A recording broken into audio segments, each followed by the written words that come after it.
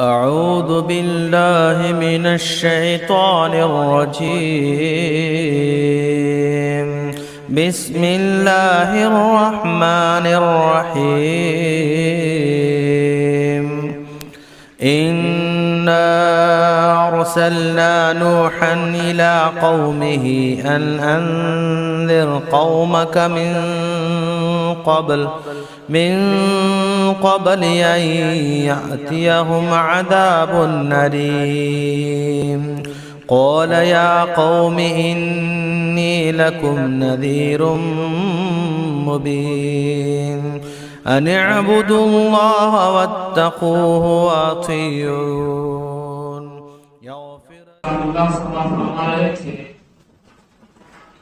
اب آئیے ہم اس نظر مشتاق اجلاس کی صدارت کے لیے علی جناب عبدالرشید صاحب امیر ضلعی جمعیت اہل حدیث چکیال کو دعوت اسٹیج دیتا ہوں.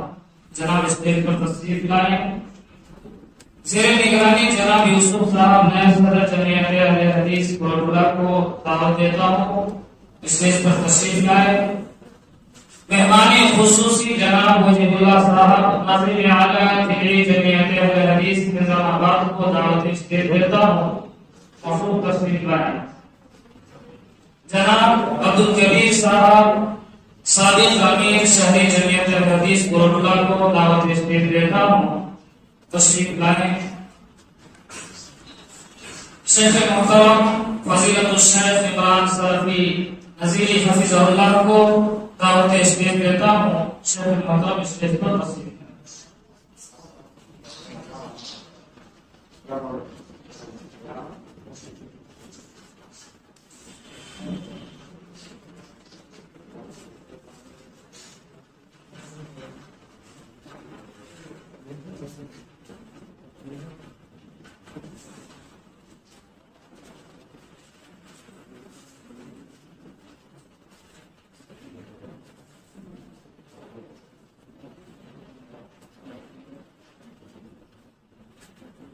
اب بلا کسی تاخیر کے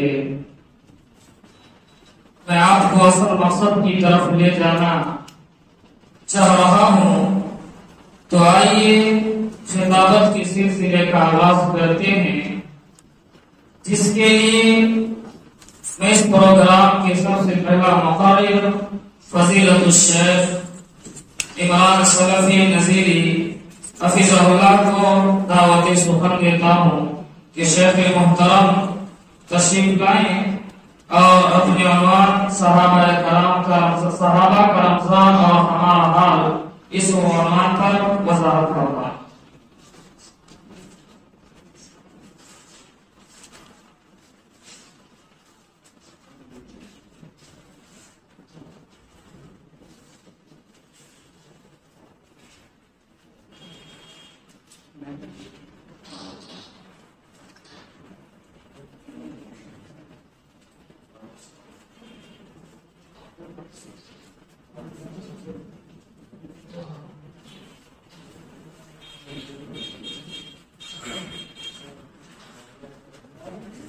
شہری امیر جناب فاروق صاحب سے گزارش کی جاتی ہے جناب اسٹیج پر تشریف لائیں.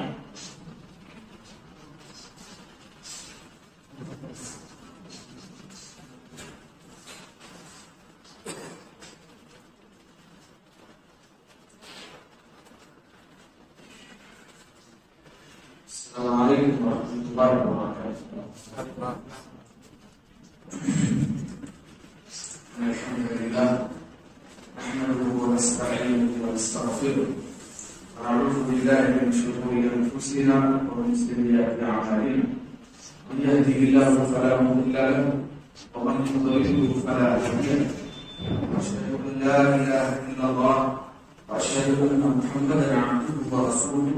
أما بعد فإن خير الحديث كتاب الله وخير الهدي هدي محمد صلى الله عليه وسلم وشر الأمور محدثاتها وكل محدثة بدعة وكل بدعة ضلالة وكل ضلالة في النار. أعوذ بالله من الشيطان الرجيم. بسم الله الرحمن الرحيم. قال الله تبارك وتعالى في القرآن العظيم الخواتيم ولا تموتن إلا وأنتم مسلمون. وقال الله عز وجل في القرآن العظيم: يا أيها الناس اتقوا ربكم الذي خلقكم من نفس واحدة وخلق منها زوجها وبث منهما رجالا كثيرا ونساء واتقوا الله الذي تساءلون به والأرحام إن الله كان عليكم رقيبا. وقال الله عز وجل في القرآن العظيم: يا أيها الذين آمنوا اتقوا الله وقولوا قولا سديدا يصلح لكم أعمالكم ويغفر لكم ذنوبكم ومن يطع الله ورسوله فقد فاز فوزا عظيما.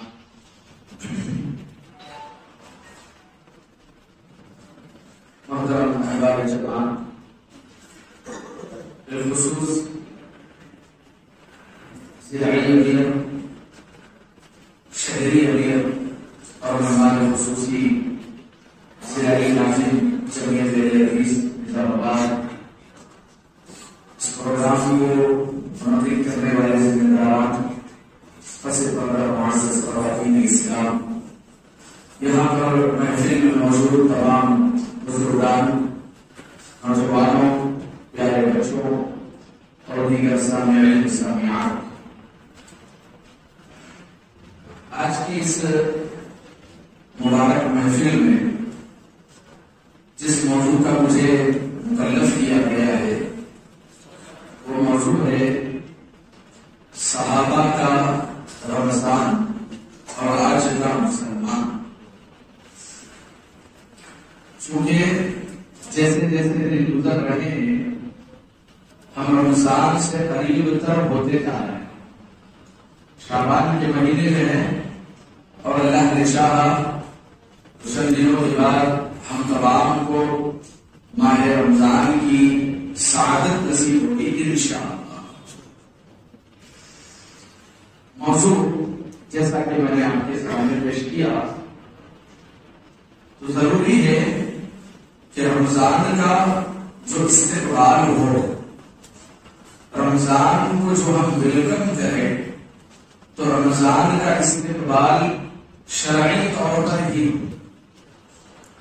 رمضان کا استقبال شرعی طور پر۔ ہمارے یہاں ہوتا یہ ہے کہ عام طور سے لوگ میسیجز پہنچا کر کے ایک دوسرے کو رمضان کے آمد کی مبارکبادیاں پیش کر دیتے ہیں اور سمجھتے ہیں کہ ہم رمضان کا استقبال کر رہے ہیں، جبکہ در حقیقت یہ ہے کہ ہم کو رمضان کا شرعی استقبال کرنا چاہیے۔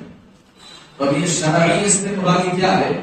تو اس کے لیے آپ کو اللہ کے رسول صلی اللہ علیہ وسلم کی سیرت کی طرف رجوع کرنا ہوگا کہ پیارے رسول صلی اللہ علیہ وسلم رمضان کی تیاریاں کیسے کرتے تھے، آپ کے رفقا، آپ کے ساتھی صحابہ رمضان کی تیاریاں کیسے کرتے تھے۔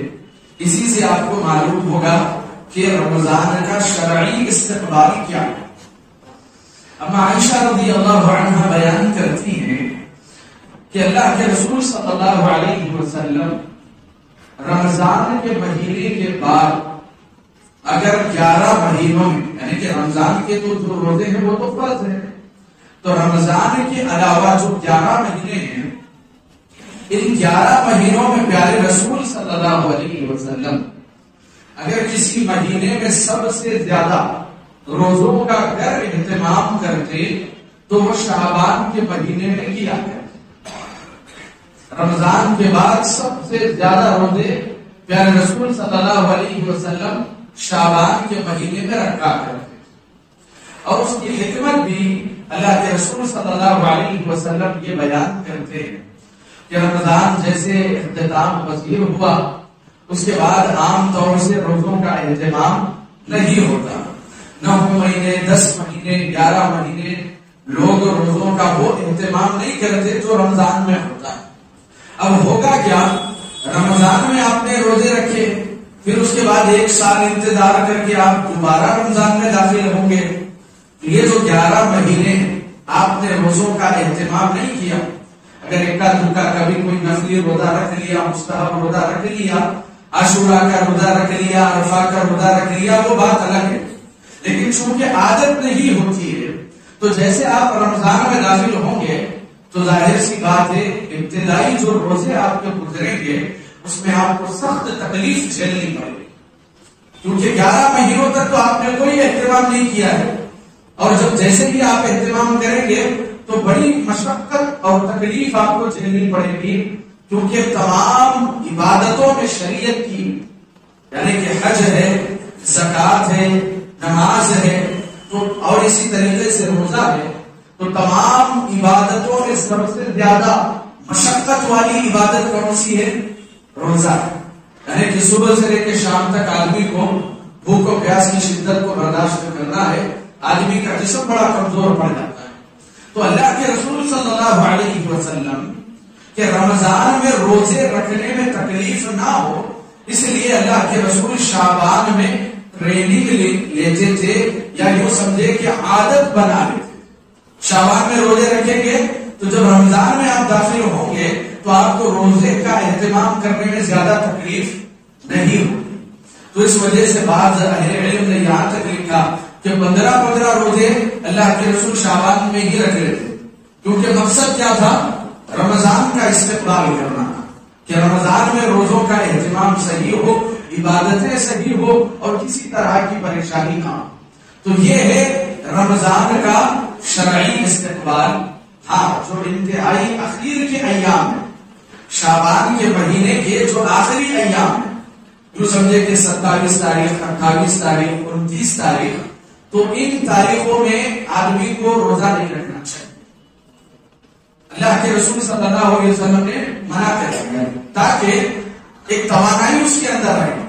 اگر وہ مسلسل روزوں کا اہتمام کرے گا تو رمضان میں بھی کمزور ہو جائے گا، چنانچہ ایک ہفتہ پہلے یا 5-6 دن پہلے سے اس کے اندر طاقت رہے، قوت رہے، توانائی رہے، تاکہ جب رمضان کی ابتدا ہو تو اسے کوئی پریشانی نہ ہو۔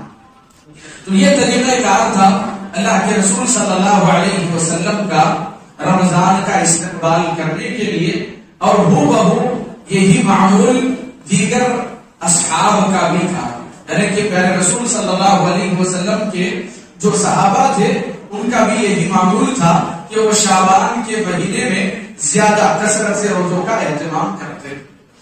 اب چونکہ موضوع ہمارا صحابہ کا رمضان ہے تو ہر کڑی رمضان سے اب جڑتی چلی جائے، کیونکہ صحابہ اللہ رب العالمین نے ان کے تعلق سے قرآن کریم میں ذکر فرمایا فَإِنْ آمَنُوا بِمِثْلِ مَا آمَنْتُمْ بِهِ فَقَدِ اهْتَدَوْا۔ قیامت تک آنے والے انسانوں یہ بات اپنے ذہن و دماغ میں نشین کر لو، راسخ کر لو، تم اسے پیوست کر لو کہ تم اگر کامیاب ہونا چاہتے ہو، ہدایت یافتہ بننا چاہتے ہو، تو تمہارے لیے ضروری ہے کہ تم صحابہ کے جیسا عمل۔ یہ جو موضوع رکھا گیا ہے بڑا اہم ہے، یوں تو اللہ کے رسول صلی اللہ علیہ وسلم کی زندگی ہمارے لیے نمونہ ہے، لیکن ہم تک جو شریعت پہنچی ہے وہ صحابہ کے توسط اور صحابہ کے وسیلے سے پہنچی ہے۔ چنانچہ صحابہ کی زندگی، صحابہ کے عمل کو اللہ رب العالمین نے کسوٹی قرار دیا۔ کسوٹی کسے کہتے ہیں؟ کہ آپ کے عمل کو صحابہ کے عمل پہ رکھ کر کے پرکھا جائے۔ اگر آپ کا عمل صحابہ کے عمل کے موافق ہوگا اور اس کے تطابق میں ہوگا تو پھر آپ کا یہ عمل اللہ رب العالمین کے یہاں قابل قبول ہے۔ اگر آپ کی نیکیاں یا یوں سمجھے کہ آپ کے اعمال اگر صحابہ کے اعمال کے موافق نہ ہو تو یوں سمجھے کہ پھر آپ کا عمل اللہ رب العالمین کے یہاں قابل قبول نہیں ہے۔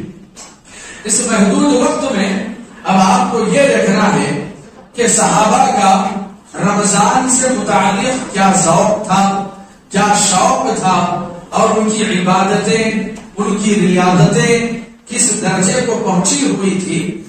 چند نکات میں آپ کے سامنے پیش کروں گا۔ صحابہ کیسی عبادت کرتے تھے، صحابہ کیسی ریاضت کرتے تھے، یا وہ کیسے کار خیر کے لیے جد و جہد کیا کرتے تھے۔ آپ نے وہ حدیث بارہا سنی ہوگی کہ ایک جماعت، غالباً روایتوں میں آیا ہے کہ جاء ثلاثۃ رہط الی النبی صلی اللہ علیہ وسلم کہ 3 لوگ یعنی کہ 3 صحابی اللہ کے رسول صلی اللہ علیہ وسلم کے پاس پہنچے. اللہ کے رسول صلی اللہ علیہ وسلم کے گھرانے کے پاس پہنچے یعنی کہ آپ کی ازواج مطہرات کے پاس.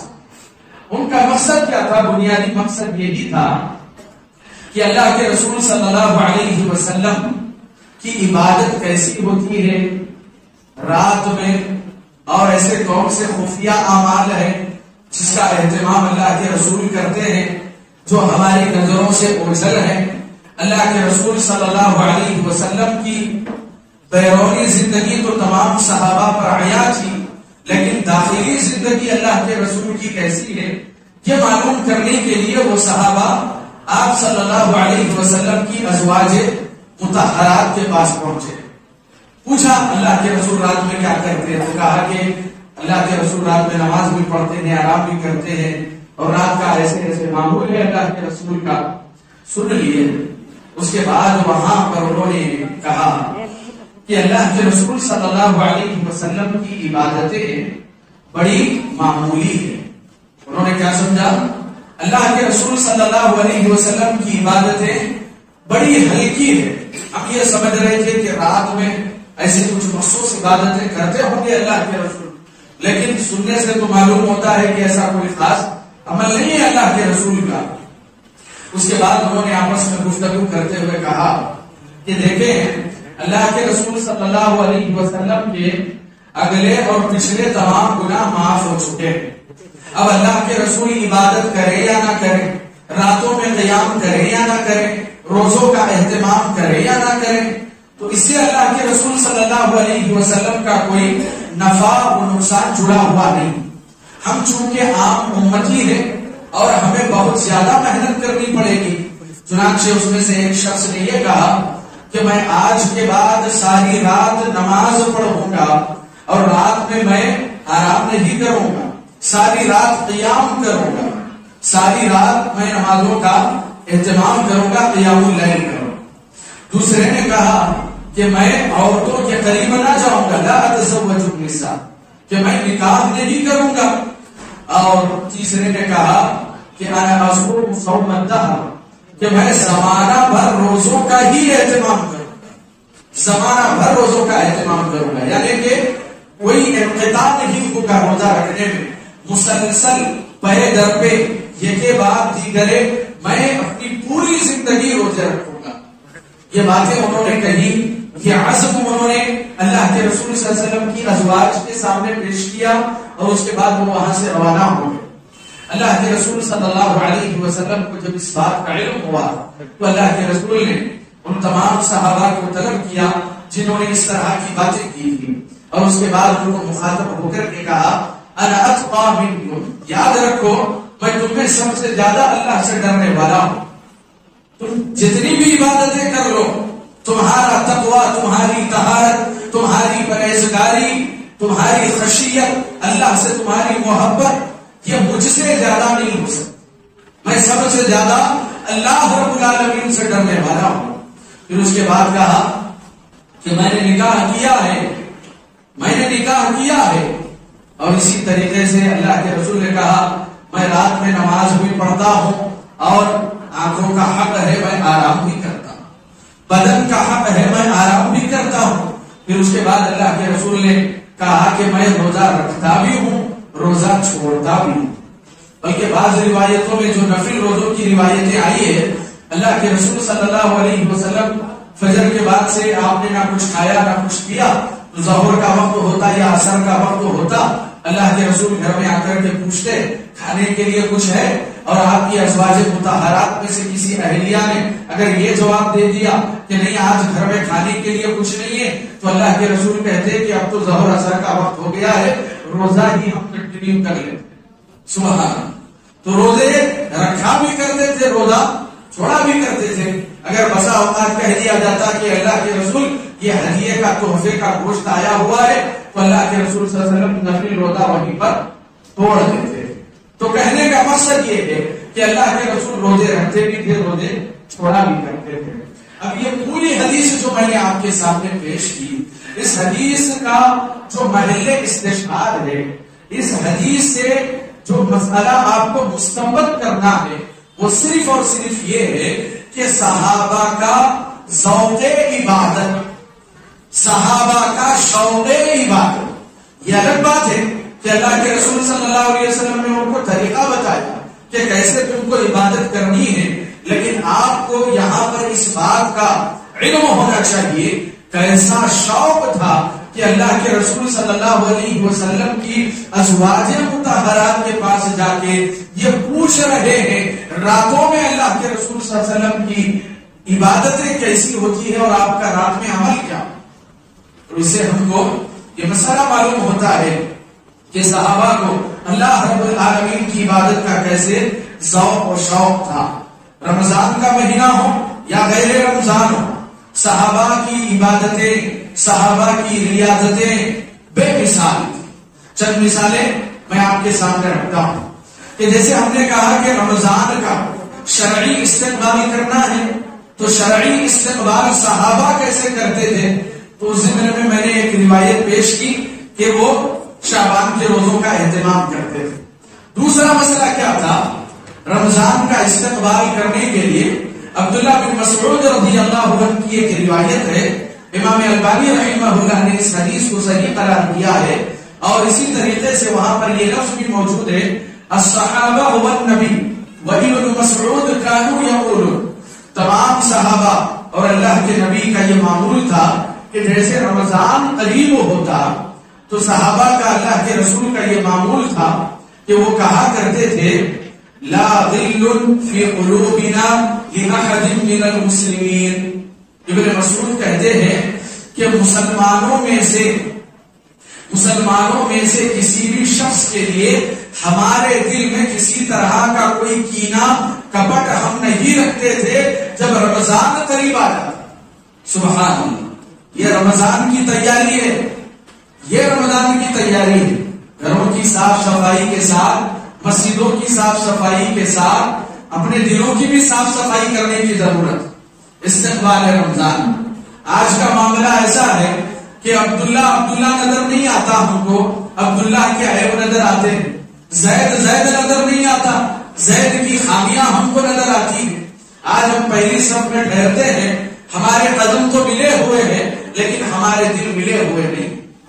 لہذا استقبال رمضان کے لیے صحابہ کا جو سب سے پہلا مرحلہ ہوتا تھا وہ یہی ہوتا تھا کہ رمضان سے پہلے دلوں کی صفائی کرتے، کہ کسی کے لیے نفرت کے جذبات نہیں دل، کسی کے لیے بغض نہیں، کسی کے لیے کینہ کپٹ نہیں. اگر کسی کے ساتھ کچھ معاملہ ہو گیا ڈائریکٹ اس سے ملاقات کرتے، بالمشافہ اس سے ملاقات کرتے، بالمعانقہ اس کے پاس جاتے اور جا کر کے اس سے عفو درگزر معافی تلافی کا معاملہ کیا.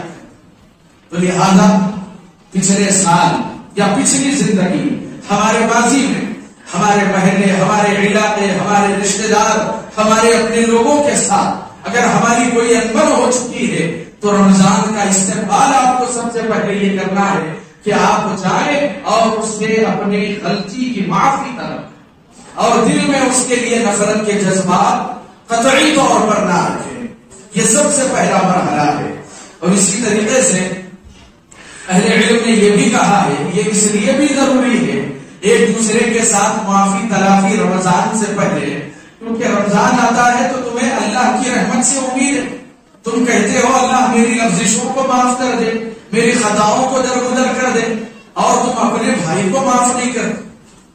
معافی طلب بھی کرو، اور اگر آپ کے مقابل سے مخالف سے اگر آپ کو کوئی تکلیف پہنچی ہے تو دل بڑا کر کے آپ اس کی غلطی کو بھی معاف کرو. کیونکہ اللہ کے رسول صلی اللہ علیہ وسلم نے بیان فرمایا لا یرحم اللہ من لا یرحم الناس، کہ اللہ تعالیٰ اس بندے پر کیوں کر رحم کرے، کیوں اللہ تعالیٰ اس کے اوپر رحم کرے جو لوگوں پر رحم کا معاملہ نہیں کرتا. لہذا ہمیں بھی چاہیے معاف کریں، معافی طلب کریں. یہ استقبال رمضان کے لیے صحابہ کرام کا سب سے پہلا مرحلہ ہوا کرتا تھا. اور اسی طریقے سے عبادتیں تو بہت سی ہیں، محدود وقت میں چنندہ عبادتیں جس کا صحابہ بڑا اہتمام کرتے تھے، جس کا بڑا خیال کرتے تھے، اسی کو میں آپ کے سامنے پیش کر رہا ہوں۔ ایک ہے تراویح کی عبادت۔ یہ جو لفظ ہے تراویح، یہ لفظ تراویح ترویحہ سے لیا گیا، ترویحہ لفظ سے ماخوذ ہے۔ کیوں صحابہ اس کو تراویح کہا کرتے تھے؟ اگر آپ دیکھیں اللہ کے رسول صلی اللہ علیہ وسلم کی احادیث تلاش کریں تو آپ کو حدیثوں میں کہیں پہ ایسا لفظ نہیں ملے گا، اللہ کے رسول کی زبانی تراویح کا لفظ نہیں ملے گا۔ قیام اللیل کا لفظ آپ کو ملے گا، اقیم الصلاۃ وغیرہ کے الفاظ ملیں گے، لیکن تراویح کا لفظ یہ صحابہ کی طرف سے آیا۔ تو صحابہ اس کو تراویح کیوں کہا کرتے تھے؟ تو اہل علم نے اس کا ایک بنیادی سبب یہ ذکر کیا، تراویح ترویحہ راحت سے ماخوذ ہے، تراویح پڑھنے سے صحابہ کو راحت ملتی تھی، اس وجہ سے انہوں نے اس کا نام ہی تراویح رکھا۔ سبحان اللہ۔ روایت میں آیا ہے کہ ایسا شوق عبادت تھا، ایسا ذوق عبادت تھا کہ ساری رات قیام کیا کرتے تھے، خاص طور سے رمضان کے مہینے۔ سورۃ الفاتحہ کے بعد پہلی رکعت میں سورۃ البقرہ کا اہتمام ہو رہا، اور جب دوسری رکعت کے لیے امام محترم اٹھے تو سورہ آل عمران کا اہتمام ہو رہا، اور اس عبادت سے قرآن کریم کو سن کر کے چاشنی، لذت، ایمان کو بڑھوتری اور اضافہ حاصل ہوتا تھا۔ تو یہ جو نماز تراویح ہے، یہ صحابہ کے لیے، جیسے آج ہمارے بھائیوں کے لیے، بعض لوگوں کے لیے ایک آدھ دن پڑھ لیے اس کے بعد چلے گئے، بوجھ بن جاتی ہے، کون ٹھہرے گا آدھا گھنٹہ 35 منٹ۔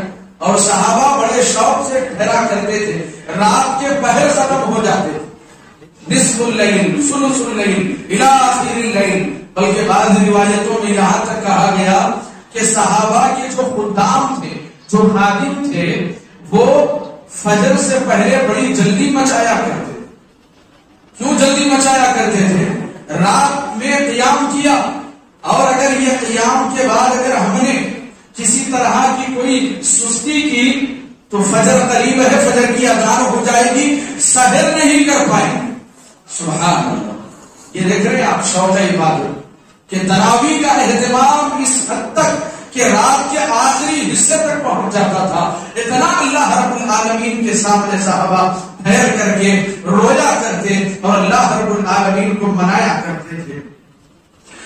اسی طریقے سے نماز تراویح کی بات آئی تو اسی ضمن میں قرآن کا بھی مسئلہ شامل ہے، چونکہ نماز تراویح میں قرآن کا اہتمام ہوتا ہے، تو تراویح کے علاوہ بھی ہم تمام مسلمان مردوں اور مسلمہ خواتین کو قرآن کریم کی تلاوت کی پابندی کرنی چاہیے، بالخصوص رمضان کے مہینے میں، کیونکہ یہ موسم خیر ہے۔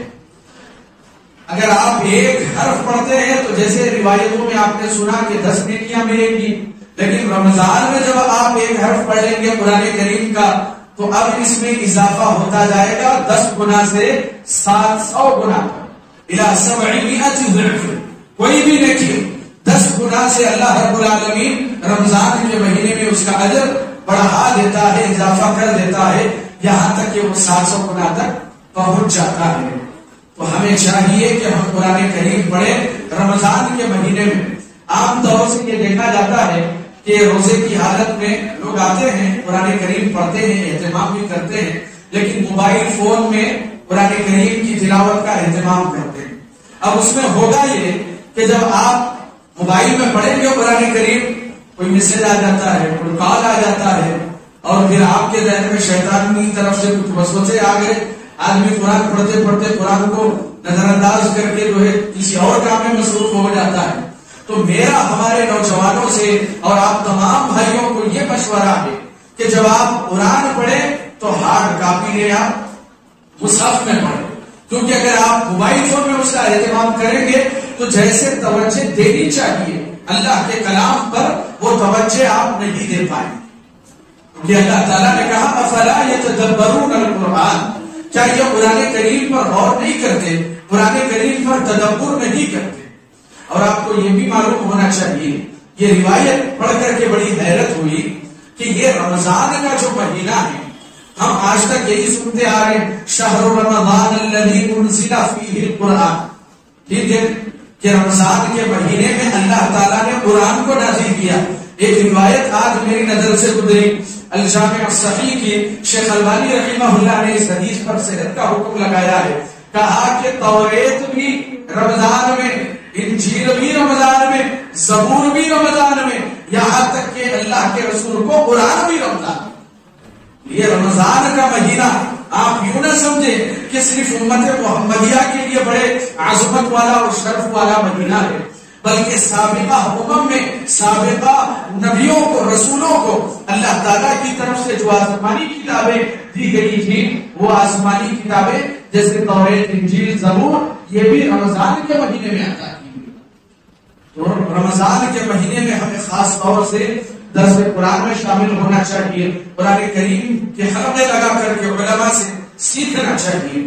اور اسی طریقے سے صحابہ کرام کا شوق رمضان سے متعلق لیلۃ القدر، پوری سورہ ہے قرآن کریم کے اندر، آپ تمام کو یاد ہوگی انا انزلناہ فی لیلۃ القدر وما ادراک ما لیلۃ القدر لیلۃ القدر خیر من الف شہر۔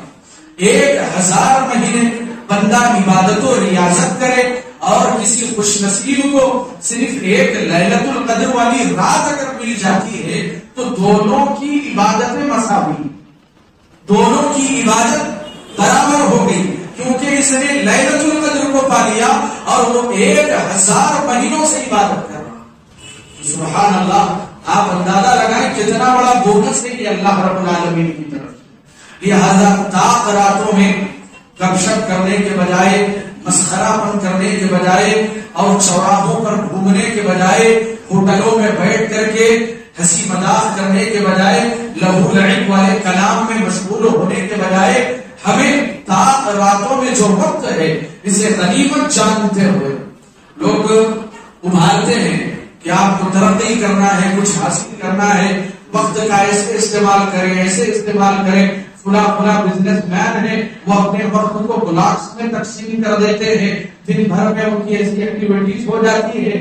میں وہی بات آپ لوگوں سے کہوں گا، رمضان کا ایک شیڈول آپ بنا لیں، از ابتدا کا انتہائی ٹائم ٹیبل آپ بنا لیں کہ مجھے یہ کرنا ہے، کم سے کم 1 مرتبہ قرآن پڑھنا، مجھے تراویح کا اہتمام کرنا، مجھے صدقہ و خیرات کرنا ہے، مجھے روزوں کا اہتمام کرنا ہے، طاق راتوں میں مجھے جاگ کر کے اللہ رب العالمین کو راضی کرنا ہے۔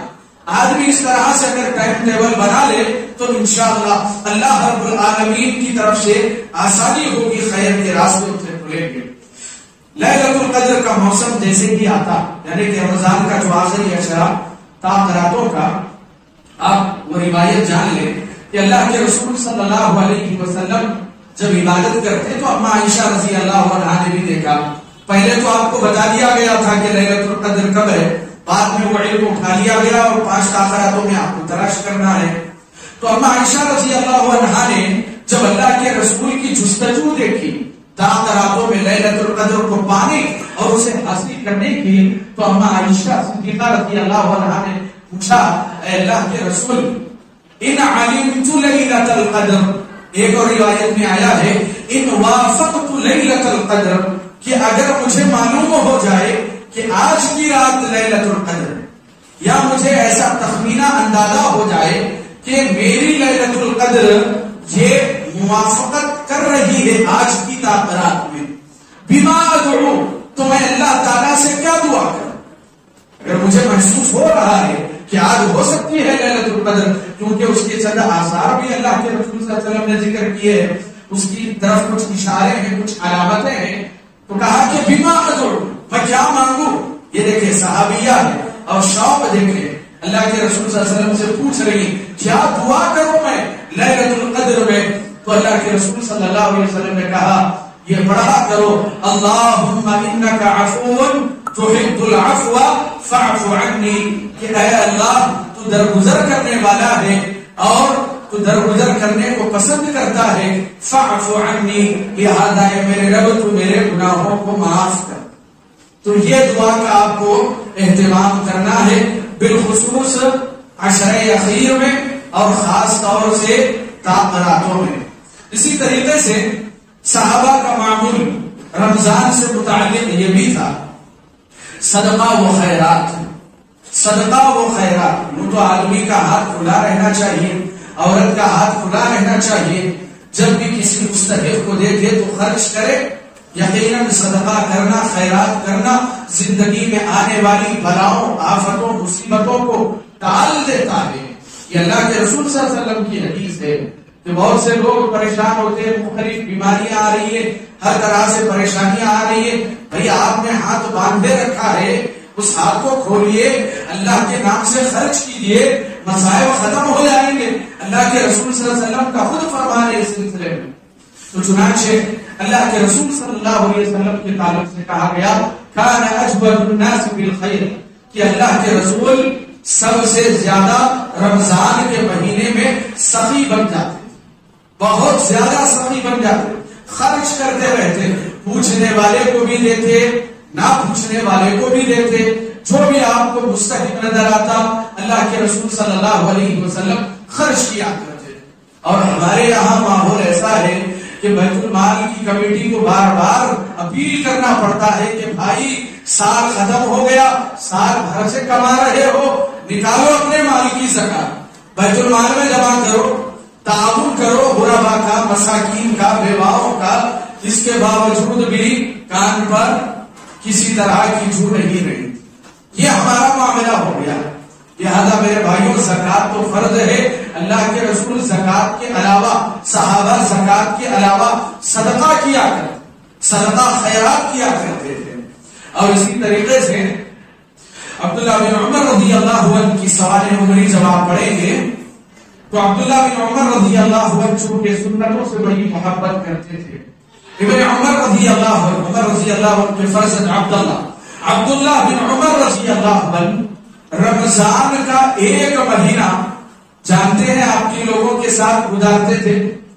رمضان کا پورا مہینہ اور بالخصوص افطار کا وقت اور سحر کا وقت ابن عمر رضی اللہ عنہ اپنے علاقے کے مساکین، غریب، محتاج، مفلس لوگوں کے ساتھ بیٹھ کر کے اس کا اہتمام، افطار بھی مسکینوں کے ساتھ، سحر بھی مسکینوں کے ساتھ. سبحان اللہ. اور جب ایسے مستحق افراد کے ساتھ بیٹھیں گے تو آپ کو معلوم ہوگا کہ کس کی کیا ضرورتیں ہیں، کس کی کیا پریشانیاں ہیں. اور ہمارے یہاں معاملہ اس کے بالکل برعکس ہے. ہمارے یہاں افطار پارٹیز ہوتی ہے، بڑے بڑے لیڈروں کو بلایا جاتا ہے، ان کے آگے پیچھے لوگ گھومتے رہتے ہیں. یہ کیا معاملہ ہے؟ صحابہ کا عمل یہ تھا کہ وہ غربا کو وقت دیا کرتے تھے، اور ہمارے یہاں معاملہ اس کے بالکل برعکس ہو چکا ہے. اور اسی طریقے سے رمضان کا مہینہ یوں تو آدمی کو مکمل زندگی میں زبان کی حفاظت کرنی چاہیے، اپنے صبح شام زبان کی حفاظت کرنی چاہیے، زبان کی آفتوں سے بچنا چاہیے، جھوٹ سے بچنا چاہیے، اور اسی طریقے سے غیبت سے بچنا چاہیے، اور اسی طریقے سے چغل خوری سے بچنا چاہیے، لوگوں کے درمیان میں اختلاف اور جھوٹ ڈالنے سے بچنا چاہیے، گالی گلوچ سے بچنا چاہیے. بہت ساری زبان کی آفتیں ہیں، لیکن رمضان کے مہینے میں خصوصی طور پر اس کا اہتمام. عمر بن خطاب رضی اللہ عنہ کہا کرتے تھے لیس الصیام، ارے اس شخص کا روزہ ہی نہیں ہے، اس شخص کا روزہ ہی نہیں ہے جو یہ سمجھ رہا ہے بھوکا ہوں، پیاسا ہوں اور مشقت برداشت کر رہا ہوں بھوک کی، تو اس کا روزہ نہیں ہے جو صرف بھوک و پیاس کو ترجیح دے رہا ہے. کیونکہ بھوک و پیاس تو برداشت کر رہا ہے لیکن زبان پر اس کا کوئی کنٹرول نہیں. لوگوں کی غیبتیں برابر جاری ہے، جھوٹ بولنا روزے کی حالت میں برابر جاری ہے، دروغ گوئی سے کام لیتا ہے، کذب و بیانی سے کام لیتا ہے، باطل کا ساتھ دیتا ہے، اور جناب ہے روزے کی حالت.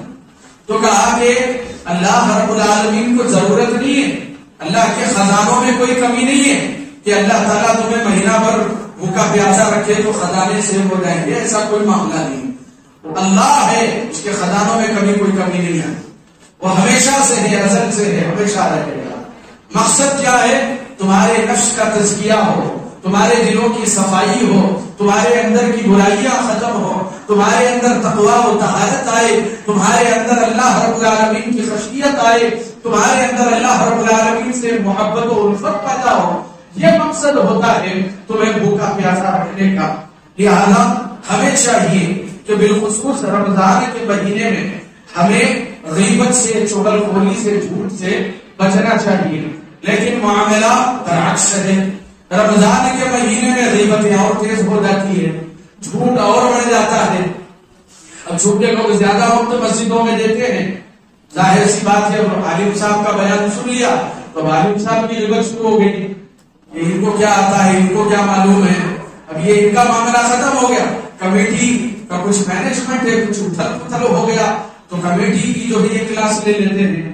جمعیت کا کوئی معاملہ ہو، اس کی برائی اس کی برائی پورا اس کا شجرہ نکال کے رکھ دیتے ہیں۔ رمضان کے مہینے میں مسجدوں میں بیٹھ کے غیبتیں کرتے ہیں ہمارے۔ چنانچہ اپنے زبان کی حفاظت کی طرف آپ توجہ دیں۔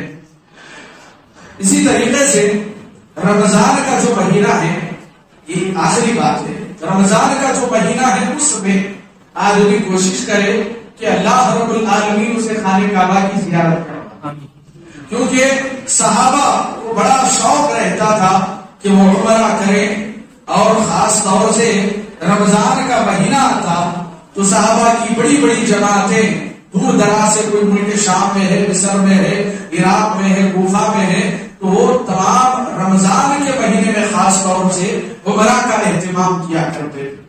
آپ کو فضیلت معلوم ہونی چاہیے، عبداللہ بن عباس رضی اللہ عنہما بیان کرتے ہیں کہ ایک مرتبہ اللہ کے رسول صلی اللہ علیہ وسلم کے حج کا جب قافلہ روانہ ہو رہا تھا تو وہاں پر ایک انصاری عورت بھی تھی، انصاری خاتون تھی۔ تو ابن عباس کہتے ہیں کہ اللہ کے رسول صلی اللہ علیہ وسلم نے اس سے کہا، الا تحجین معنا، کیا تم ہمارے ساتھ حج پر نہیں چلو گی؟ جو قافلہ چل رہا ہے تم نہیں آ رہی ہو حج پر؟ تو اس خاتون نے جواب دیا کہ میرے پاس جو اونٹ ہے یا اونٹنی وہ کوئی اور لے کر کے گیا ہے، میرے پاس سفر کرنے کے لیے کوئی سواری نہیں ہے۔ جیسے ہی اس نے یہ جواب دیا تو اللہ کے رسول صلی اللہ علیہ وسلم نے بیان فرمایا، عمرۃ فی رمضان کالحج معی، کیا کہا؟ تعدل حجی تعدل مع حجی، رمضان میں ایک عمرہ کر لینا، رمضان میں ایک عمرہ کر لینا میرے ساتھ حج کرنے کے برابر اجر و ثواب۔ سبحان اللہ۔ اب ہم کو صحابی بننے کی فضیلت تو نہیں ملنے والی ہے، صحابہ کا تو زمانہ چلے گیا، اب اللہ کے رسول سے ملاقات کا شرف تو حاصل ہونے والا نہیں ہے، تو کم سے کم ان نیکیوں کو آپ اپنا لیں کہ جن نیکیوں کا اجر و ثواب صحابیت تک لے کر جاتا ہے۔ تو کہا کہ میرے ساتھ حج کرنے کے برابر اجر و ثواب ہے اگر کوئی شخص رمضان میں ایک عمرہ کا اہتمام کر لیتا ہے۔ آخر میں اللہ رب العالمین سے دعا کرتا ہوں کہ اللہ تعالی ہم تمام مسلمانوں کو رمضان جو آنے والا ہے اس کے خیر و برکات سے مستفید ہونے والا، فیضیاب ہونے والا بنائے، اور ہم میں سے جو مسلمان بھائی ماضی میں انتقال کر گئے ہیں اللہ تعالیٰ ان کی لغزشوں کو معاف فرمائے، اللہ تعالیٰ ان کی مغفرت فرمائے، اللہ تعالیٰ رمضان کے مہینے میں ہم تمام مسلمانوں کو حسن عمل کی توفیق دے، اور جس طریقے کے امراض ہیں ان امراض سے اللہ تعالیٰ ہم تمام کو محفوظ رکھے۔ السلام علیکم ورحمۃ اللہ وبرکاتہ۔